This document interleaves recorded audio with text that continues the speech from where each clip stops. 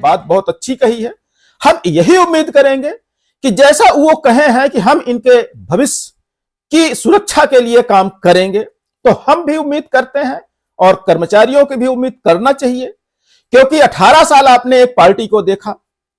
हम ये कहेंगे, देखिए हमारा कोई पार्टी से किसी का लेना देना नहीं है, लेकिन हम जो चिंतन करते हैं और जो हमारी चिंता है प्रदेश के कर्मचारियों को के हितों को लेकर, हम उसकी बात यहां पर कह रहे हैं।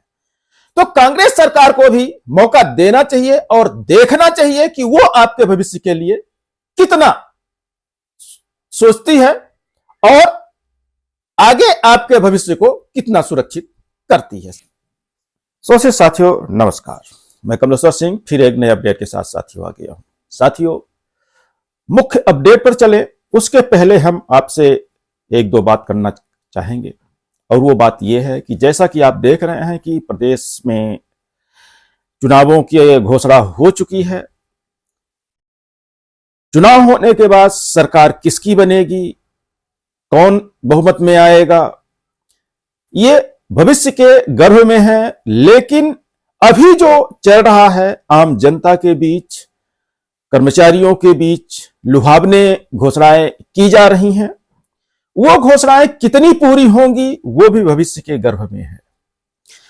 लेकिन यहां पे एक बात हम जरूर कहना चाहेंगे, वो क्यों कह रहे हैं वो बाद में आपको स्पष्ट हो जाएगा। मध्य प्रदेश में लगातार लगभग 18 साल बीजेपी ने शासन किया है। हम ये नहीं कहते कि उन्होंने काम नहीं किया, किया काम, लेकिन कर्मचारियों को, खासकर उसमें संविदा कर्मचारी जो हैं, आउटसोर्स कर्मचारी जो हैं, इनकी बात यदि हम करें तो कहीं ना कहीं शासन इनके भविष्य को संवारने में पूरी तरह विफल रही है। ऐसा मैं इसलिए कह रहा हूं क्योंकि मध्य प्रदेश में आउटसोर्स व्यवस्थाएं नहीं थी, उसको प्रतिस्थापित कर दिया गया, आउटसोर्स का बीज बो दिया गया, जिससे बहुत सारे कर्मचारियों को काम तो करते हैं लेकिन उनको भुगतान जो उनका पारिश्रमिक होना चाहिए वो नहीं मिल पा रहा है, क्योंकि ठेका व्यवस्था आ गई और ठेका व्यवस्था में बिचौलिए उसको पूरी तरह से हजम कर रहे हैं। 12-15 हजार उनको पेमेंट होता है, तो बड़े मुश्किल से कर्मचारी तक जो आउटसोर्स के हैं 6 या 7 हजार पहुंचते हैं। वहीं पर संविदा कर्मचारियों की बात हम करें तो संविदा कर्मचारी लगातार लड़ रहे हैं, लेकिन उनके बारे में कोई ठोस निर्णय नहीं लिया जा सका।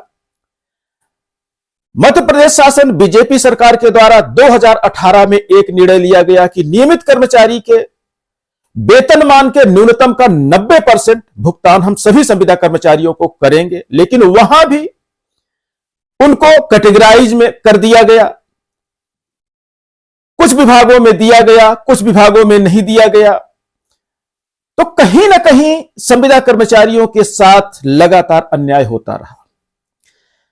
वहीं पर जब चुनाव 2023 का आता है, घोषणाएं की जाती हैं कि संविदा कर्मचारियों को अब 100% दिया जाएगा, जो 90% दिया गया था। अब यहां समझने की कोशिश आप करना कि जो 90% दिया गया था, यानी 90% में जो ग्रेड पे निर्धारण किया गया था, जो पे बैंड निर्धारण किया गया था, जो वेतन मान निर्धारण किया गया था, उसी का 100% दिया जाएगा। लेकिन जब रिजल्ट आया तो उसमें लोगों को ग्रेड पे घटा दिए गए, पे बैंड घटा दिया गया।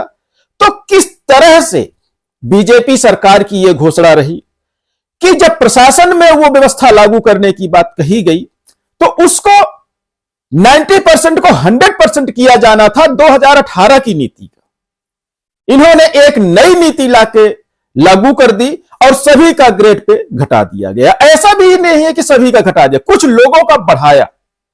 तो समस्या यह है कि लोगों का घटाया तो फिर लोगों का बढ़ाया क्यों?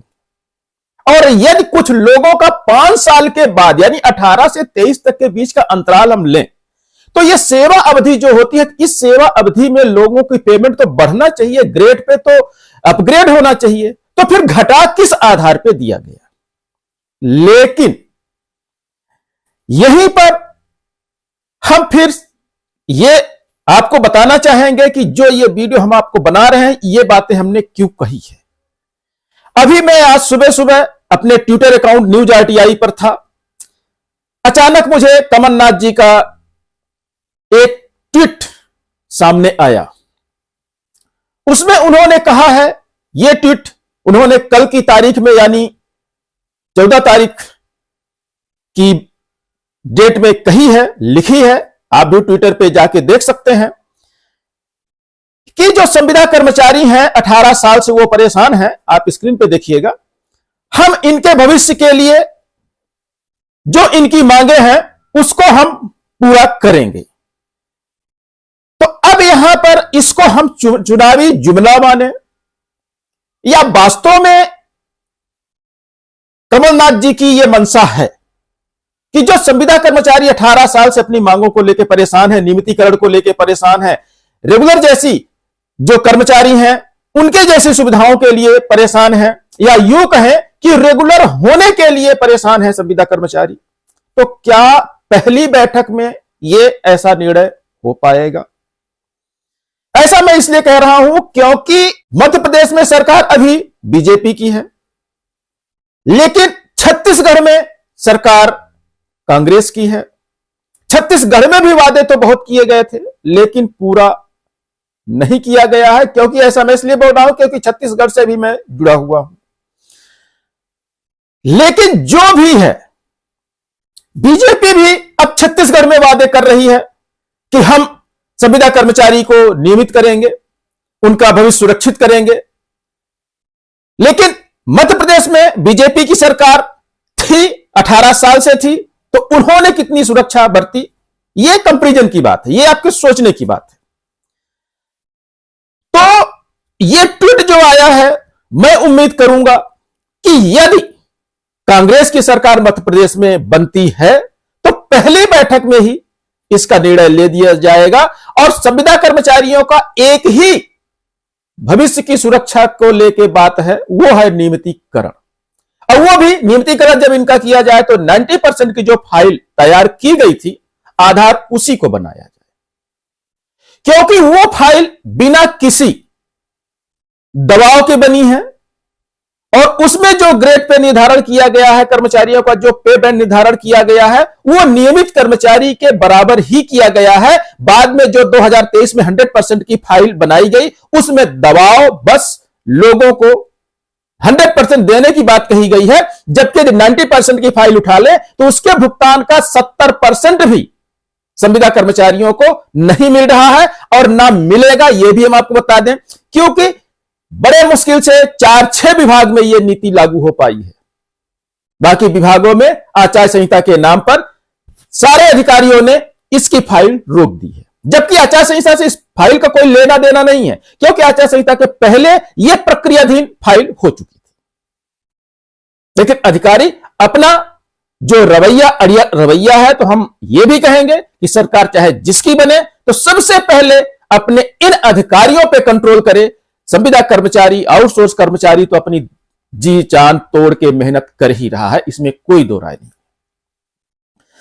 वहीं पर एक और ट्वीट जस्ट उसी के नीचे कमलनाथ जी का है, वो भी आप देखिए, जिसमें उन्होंने अतिथि शिक्षक, अतिथि विद्वानों की बात जो कॉलेज स्कूलों में है उनके बारे में भी उन्होंने कही है। बात बहुत अच्छी कही है।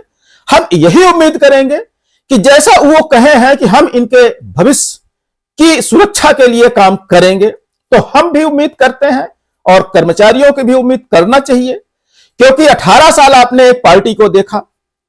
हम ये कहेंगे, देखिए हमारा कोई पार्टी से किसी का लेना देना नहीं है, लेकिन हम जो चिंतन करते हैं और जो हमारी चिंता है प्रदेश के कर्मचारियों के हितों को लेकर, हम उसकी बात यहां पर कह रहे हैं। तो कांग्रेस सरकार को भी मौका देना चाहिए और देखना चाहिए कि वो आपके भविष्य के लिए कितना सोचती है और आगे आपके भविष्य को कितना सुरक्षित करती है। साथियों, इन्हीं शब्दों और अपडेट के साथ लेते हैं विदा। मिलेंगे अगले अपडेट में, तब तक के लिए दीजिए इजाजत। साथियों, बहुत बहुत धन्यवाद। नमस्कार।